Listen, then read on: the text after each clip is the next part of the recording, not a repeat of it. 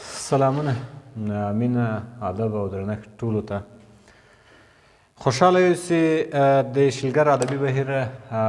15مې اونیزه غونډه کې راټول سوي یو او دا غونډه مو دا ځل د مورنۍ ژبې ارزښت پالل او تاریخ ته ځانګړې کړې وله بیدار صاحب د کور ودانې چې د پښتو ژبې په تاریخ درته وغږېدو زه هم غواړم چې د مورنۍ ژبې په اهمیت درته وغږېږم نه داسې د پښتو ژبې په اهمیت بلکې د مورنۍ ژبې هغه ولو که د هر چا مورنۍ ژبه هره ژبه وي د مورنۍ ژبې ورځ د فبروري 21 نیټه چې د یهود 3 نیټه کېږي هغه ورځ وله لومړی باید دا وضاحت ورکړو چې څه وخت دغه ورځ نومول سوې ده ولې نومول سوې ده دغه ورځ چې ده د پښتو ژبې نړیواله موږ تاسې خپله د پښتو ژبې ملي ورځ لرو خو د ژبو د مورنیو ژبو د نړیوالې ورځې د نومولو لومړی علت وایم او وروسته یې د معلومېدو او هغه نیټه درته وایم علت یې په پاکستان کې د اوسني بنګلادیش چې اوس مستقل هیواد دی هغه په 1952 کال کې هلته هغې د خپلې مورنۍ ژبې په ویاړ باندې مظاهرې وکړې کله چې هغې په وخت کې مظاهرې وکړې نو د هغې مظاهرې په ترڅ کې هغه وخت هغه د پاکستان مربوط ولو نو پاکستاني فوز عسکرو په هغې باندې ډج وکړې هلته ډېری خلک له منځه ولاړو ووژل سو ډېری خلک زخمیان سو ډېرو خلکو خپل ژوند له لاسه ورکړو نو هغه چې په هغه وخت کې بیا له هغه راوروسته په 1999 میلادي کال کې د ملګرو ملتونو علمي کلتوري او روزنیز ادارې یونسکو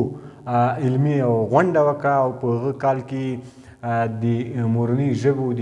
لاښې ساتنې او بډاینې او خلکو توجه په خاطر باندې د فبروري 21مه چې په دغه ورځ باندې د اوسني بنګلادیش پخوا مشرقي پاکستان په نوم یادېدو په دې ورځ باندې هغې مظاهره کړې وه د خپلې ژبې په خاطر باندې راوتلي وو هغه وژل سوي ولو هلته تلفات هغې ته رسېدلي ولو نو دغه ورځ یې ځکه د مورنیو ژبو د ورځې په نامه ونوموله دغه یو د ما په نظر یو ښه کار هم ده که څه هم د مورنۍ ژبې ورځ هره ورځ د مورنۍ ژبې ورځ ده ځکه هره ورځ موږ تاسو پرې غږیږو خپله مورنۍ ژبه خبرې کوو دا زموږ تاسو لپاره هره ورځ د مور ژبه ده خو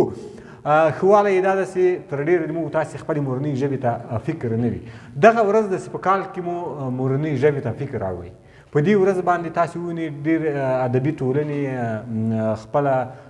دغه ورځ لمانځي په دې ورځ باندې غونډې کوي په دې ورځ باندې لیکچرونه نو ښه والی هم دا ده چې خلکو ته خپله مورنۍ ژبه ور یادوي هغه سوی وایي که غواړئ ملتونه ووژنئ د هغې ژبه له منځه یوسئ مخکې بیدار صاحب هم دې ته اشاره وکړه چې زموږ ډېری پښتانه په هند کې وو هلته د هغې ژبه وژل سوې ده هغه اوس په هغې باندې هندي ژبې تسلط کړی دی او هغلته څوک په پښتانه اوس نه پېژني لکه داسې وویل دغه د فلمو مشهور ستوري هغه هم ډېر دغه د خان کلمه چې سره ذکر کېږي که شاهرخ خان ده که امیر خان ده دغه ټول دي دا پښتانه دي په اصل کې په خټه باندې دا پښتانه دي خو اوس د هند د هېواد وګړي دي او هندي ژبه باندې خبرې کوي او د هند ژبې پرې تسلیت کړی دی راځو د مورنۍ ژبې اهمیت ته مهموالي ته چې څنګه اهمیت لري ولې اهمیت لري مورنۍ ژبه د ژبې تر ټولو یو اصلي دنده همدا ده چې د وګړو ترمنځ د ارتباط او د تفاهم وسیله ده وګړي یو له بل سره پرې پوهېږي دوهم یو بل د ژبې مهم اصل دغه اصل چې دغه د وګړو ترمنځ د افهام او تفهیم وسیله ژبه ده دغه دومره مهم اصل ده چې نور اصلونه دغې مهم اصل تر پښو لاندې کړي یې له منځه وړي دي خو که نه د ژبې یو دوهم لوی اصل چې هغه فکر کول دي د ژبې لوی اصل فکر کول په دې معنا دی که چېرته موږ تاسې خبرې نه کوو او فکر کوو خو دغه فکر هم موږ تاسو د کلمې جامې اغوندي که څه هم له خولې نه راباسو غږیږو نو خو اما دا فکر مو د کلمو جامې اغوندي که چېرته د یو انسان ژبه فلج وي تر ډېره د هغه فکر هم ورسره فلجي. یو مخ که فلج نسی خو په هومره اندازه چې د یو انسان ژبه خلاصه وي او انسان فکر کولی شي، هغه انسان بیا دومره فکر نسی کولی چې د هغه ژبه ګونګۍ لکه د اخلاص انسان. تر ډېره حده یې فکر له منځه ځي ورسره تفکر دومره نسی کولی. ځکه چې موږ تاسو یو اصل لرو، هغه اصل دا ده چې وایي هر عمل د خپل فکر زېږنده ده. کله چې موږ تاسو یو اډیا جوړوو، یو فکر جوړوو په ذهن کې، د هغه عمل هم ترسره کوو. کله چې موږ تاسو په زړه یا موږ تاسو دا اصلا خو دا په فکر کې جوړوي، خو د موږ تاسو په عامه اصطلاح کله چې په زړه کې یو خبر را جوړوو، دا بیا تر خوله راباسو، دغه ته د الفاظو جامې ورکوو چې په ذهن کې مو څه وي، کومه اړیا جوړه کړو، کوم څه په ذهن کې جوړ کړو، هغه تر خوله راباسو او دا په خبرو باندې بدلېږي، هغه زموږ فکر. نو په دې خاطر باندې دوهم اصل د ژبې د اهمیت دا دی که چېرته ژبه نه وي، موږ تاسو تفکر په هغه شکل چې ژبه ولرو نه شو کولی. داسې د پخوانیو یونان له وخته دغه تعریف موږ ته راپاتې دی چې انسان یو ناطق حیوان دی. له دغه تعریف نه هم موږ ته معلومېږي انسان یو ناطق حیوان دی. ناطق په دې معنا نه چې انسان یو خبرې کوونکی یو حیوان دی چې خبرې کولی شي. ناطق اصلا د فکر او تفکر. کله چې موږ تاسو یو چاته وایي په منطق وغږېږي یا د منطق خبره منځته راځي، منطق دا معنا چې یو موضوع یا د هغه دپاره ښه تفکر سوی دی، فکر سوی دی، هغه راټول سوی دی. نو کله چې منطق کلمه منځته راځي، نو منطق هم ناطق هم له منطق څخه اخیستل سوی دی. نو په ناطق کې په هغه تعریف کې دا موږ ویلی شو چې دلته هم د فکر خبره راغلې ده. کله چې یو انسان په منطق کېږي، هغه طبعا فکر کوي. نو له دغو ځایه موږ ویلی شو چې دوهم اصل د ژبې چې ده هغه د فکر کول دی، دا یو مهم. او په دې اصل باندې تر ډېره پورې خلکو کار نه دی کړی. نو د مهموالي یو علت دا شی ده، له دغه دوو اصلو موږ ته معلومېږي چې که چېرته یو څوک له خپلې مورنۍ ژبې څخه محروم وي او خپله مورنۍ ژبه له هغه څخه پاتې وي، د هغې هغه فکري تمرکز، د هغو تحلیل، د هغه کارونه یا هغه پرمختګونه چې دی کوي څه ناڅه له خنډونو سره مخ وي. یو بل مهم اصل چې دا هغه زموږ تاسې په ښوونځیو کې ژبه خو عموما په له کوچنیوالي زده کېږي. مورنۍ ژبه هم هغه د مور له غېږې، هغه د په کور کلي کې کومه ژبه ماشوم ته ور زده کېږي، هغه د هغې ماشوم مورنۍ ژبه کېږي، ولو که هغه په هره ژبه باندې وي. نو کله چې د ماشوم د مور په غېږ کې رالویږي، د مور او پلار په غېږ کې ژبه زده کوي، هغه ژبه د ماشوم مورنۍ ژبه ګرځي، هغه ژبه هغه ماشوم ته د هغه د مور په اندازه باندې اهمیت لري، ځکه ورته مورنۍ ژبې نوم ورکړل سوی دی. مور په غېږ کې دا ژبه زده کېږي. نو کله چې یو چاته مور او پلار د خپلې ژبې په اندازه باندې مهم وي، که چېرته له ماشوم نه خپل مور واخیستل سي، هغه ماشوم په ښه ډول نه پالل کېږي، هغه ماشوم ډول لکه څنګه چې غواړي هغسې نه روزل کېږي. نو مورنۍ ژبه هم همداسې ده. که چېرته یو ماشوم له خپلې مورنۍ ژبې نه محروم سي او بله ژبه ورکړل سي، هغه ماشوم لکه څنګه چې مور نه لري، همداسې په پردۍ ژبه باندې خبرې وکړي یا پردۍ ژبه ورته ورکړل سي، ماشوم په ښه ډول فکر نسي کولی. هغه ډول چې دی په خپله مورنۍ ژبه باندې پرمختګ کولی سي، فکر کولی سي، تحصیل کولی سي او یو پرمختګ ته ځان رسولی سي، په بله ژبه یې نسي رسولی. دا څېړنو هم ثابته کړې ده. بل د یو ژبې یو مهم اړخ چې دا خبرې ډېرې دي، خو ځکه یې لنډ لنډ وایم چې وخت کوتاه ده. بل د مهمې ژبې یو مهم نقش او اړخ چې دغه هنري اړخ ده، هغه موږ تاسې په دې کې ټول ښکي دي. هنري نقش د دې یوې ژبې موږ ته ژبې ښکلا را په برخه کړې دی. موږ تاسې وایو تر ډېره پورې دا جملې کاروو، دا له موږ تاسې عامې جملې دي، وایي د پلانکي ډېر خوږ غږ ده، خوږو الفاظو یې راته وایه. خوږوالی چې موږ ذکر کوو معنا له دې الفاظو موږ خوند اخیستی دی. نو دلته ښکلا راځي. ځینې شعرونه دي باور وکړئ کریم دومره خواږه وي چې سړی حتی په هغه باندې بار بار نه مړېږي، تږی یې ورته بار بار یې وایي. نو په دې خاطر باندې موږ ژبه د ښکلا لپاره هم کاروو. انسان د شعرونو، سندرو، کیسو او نورو لارو څخه ژبنۍ ښکلا پنځوي. هغه څوک چې په مورنۍ ژبه عواطف او منقوحات له منځه وړي یا یې منځته راوړي، که یې له منځه وړي همدومره